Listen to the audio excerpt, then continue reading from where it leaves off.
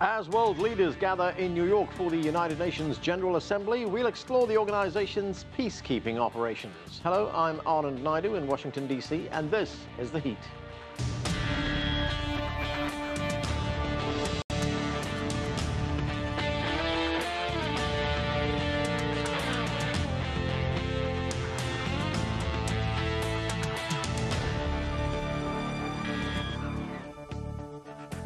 United Nations peacekeepers are involved in 15 missions around the world, mostly in Africa. China is a big contributor to UN peacekeeping missions, with more than 2,500 blue helmets working in 10 countries. I recently traveled to New York and sat down with Ghassim Wane, the Assistant Secretary General for Peacekeeping Operations. I started by asking him about the organization's challenges and successes. Thank you so much for having me. I would start maybe with some of the successes, because often, of course, people speak a lot about our challenges, which are real, and unfortunately less often about what we have been able to achieve. And I think I could list just few examples of what peacekeeping can do by referring to the situation in Côte d'Ivoire, where we had a mission for about 11 years, which we closed a few months ago. And I believe it was a successful mission, putting Côte d'Ivoire back on the track of peace, growth, stability. Obviously, there are still challenges that need to be addressed by the local stakeholders, by the government, and a number of other actors. But we did our bit by making sure that indeed the conflict was brought to an end. And it took many years of effort. And I believe the fact that we closed the mission in Côte d'Ivoire, and closing it not because the government requested the UN to leave, or not because we felt the conditions were no longer permissive to us continuing operating. The fact that we closed it because the objectives were achieved is in itself a sign of success. Nearby in Liberia, we'll be closing our mission in March next year.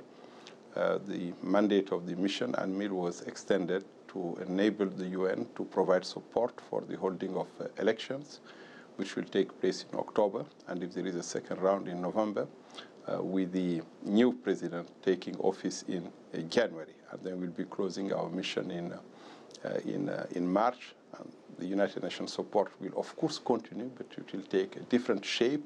But again, I believe after 13 years of presence, and Liberia has undergone a civil war that was extremely brutal, killing a countless number of people, displacing a sizable part of the local population. I believe that what we did in Liberia, in support of the Liberian stakeholders and in cooperation with regional stakeholders, ECOWAS and the AU, is also a sign of success.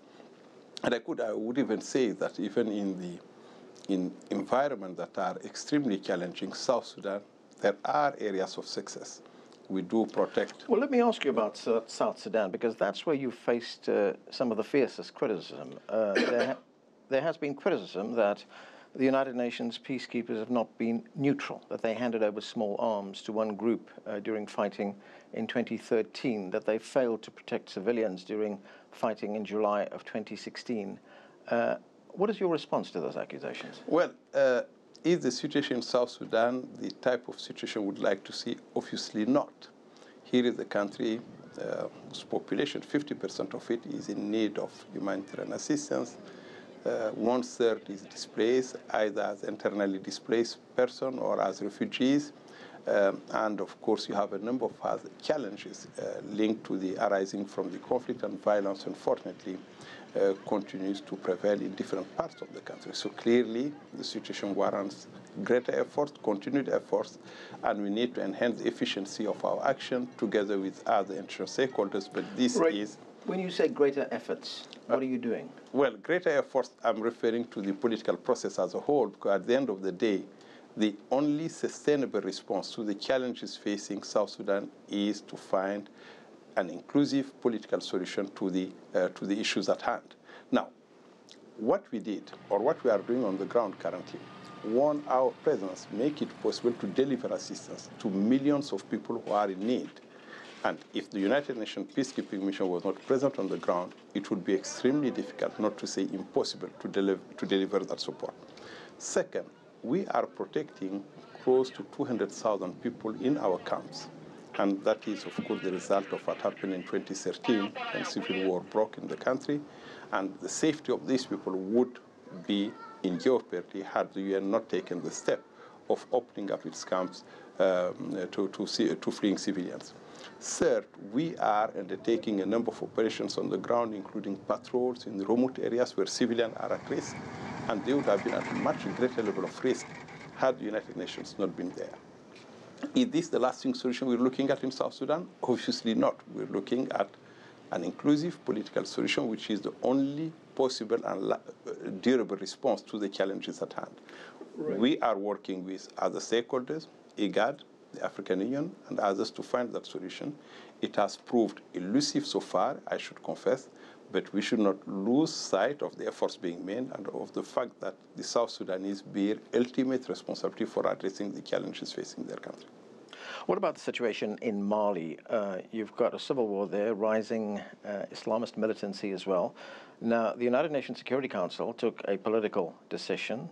They passed a resolution unanimously saying that there should be a travel ban and the freezing of assets of those people that have threatened the peace there. When you hear something like that, what role do UN peacekeepers play? Well, our role, again, the United Nations peacekeeping mission in Mali was deployed to support the political process. Luckily, we got an agreement involving the government and the armed groups, two of the armed groups, CMA and the platform, and progress has been made in implementing some of the components of the agreement. There are a number of provisions that, unfortunately, are still outstanding in terms of implementation, and we are working through our special representative in particular, together with Algeria, which led the mediation efforts, and the countries of the region to push for the implementation of the outstanding provisions. In parallel to that, we are, of course, protecting civilians where possible. We are supporting the Malian Defense and Security Forces to restore security in areas where they have been redeployed, and we are supporting the redeployment of civilian administration in accordance with the agreement. But again, a number of challenges to be met. But the situation would have been far worse had the UN not deployed. And while we are making every effort to assist the Malians, key to progress is the implementation of the agreement, and that lies with the parties. Right. Now, UN peacekeepers' reputation suffered enormously over the past few years by these accusations that the peacekeepers have been abusing the very people that they were meant to protect. There was an investigation done by the Associated Press agency which found that between 2004 and 2016, the UN received almost 2,000 allegations of sexual exploitation and abuse against its peacekeepers. How has that been dealt with? One, we take this issue extremely seriously, and indeed, it's absolutely unacceptable that soldiers or uniformed personnel deployed in conflict areas to protect the most vulnerable people do abuse them. Absolutely unacceptable and outrageous. And it's being dealt with that way through effort that first try to prevent, second, to respond to abuses by taking action against those involved, but also by taking action in support of the victims. And you may have noticed that in the past few months, and I would say in the past few years, we have taken action whenever we came across systematic, widespread abuses, especially sexual exploitation and abuse against civilians. Steps were taken to repatriate contingents, and we have done so in the car, just to give you... And the people responsible have been held accountable. Yes, but you need to bear in mind that the UN has a role to play, but troop contributing countries and police contributing countries have a key role to play in holding their people, those guilty of abuses, accountable. And of course, we do follow up with them. And when action is not taken, the possibility for those countries to deploy, or those countries rather, are not allowed to deploy into UN peacekeeping missions until such a time action is taken against people, soldiers, uniformed personnel who are involved in abuses against civilians. I want to get to your operations right now. As I said, you have something, well, more than 120,000 personnel involved in peacekeeping operations around the world. China plays a big role in that, is a big contributor to those peacekeeping operations. What impact has China had on peacekeeping around the world? Well, I think they have a huge impact. China is the 8th largest contributor to peacekeeping with over 2,500 uniformed personnel on the ground, and they are the second financial contributor to peacekeeping. And out of a budget of $7.3 billion, China contributes 10%. So it's a huge impact. But China plays also a political role. China is a permanent member of the UN Security Council and can use and did indeed use its leverage to assist in finding solutions to some of these conflicts. South Sudan is a case in point where China played a key role in helping bring the parties together in support of the regional mediation and in coordination with the United Nations. China does indeed make a huge contribution to peacekeeping, and we welcome it. China also has a standby peacekeeping force of 8,000 troops. How does that work, and are other countries also maintaining a standby force? That was a pledge made by China during what is called the Leaders' Summit. It was held here in September 2015. A number of other countries did also make pledges, but of course the Chinese contribution is quite significant in terms of scope, 8,000 people. These are the type of contributions we do encourage from a host of countries to ensure that indeed we do have the required capabilities to deploy whenever the need arises. And we do have a system here called the Peacekeeping Capability Readiness System to register pledges and to track the level of readiness of the pledges made by member states and to ensure that the contingents or the pledges made can quickly be put into action whenever the need arises. Well, that's what China is doing. If you look at what's happening here in the United States has for a long time been very skeptical of what the United Nations does. It's been calling for reform of the United Nations. It's also been calling for reform of United Nations peacekeepers. The new UN ambassador to the UN, Nikki Haley, recently posed two questions. She said, are peacekeeping operations working, and are some countries contributing troops merely to make money? And that was a reference to the fact that there's a significant amount of money that goes to each soldier per year from the UN. How would you respond to that?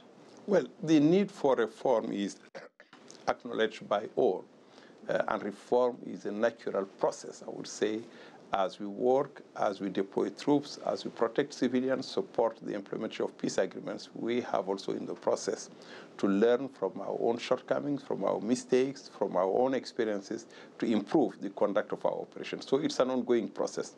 But as you may have noticed, the new Secretary General has put reform at the centerpiece of his agenda, reform of our peace and security architecture, reform of our management, and reform of other components of the UN work, including in the development area.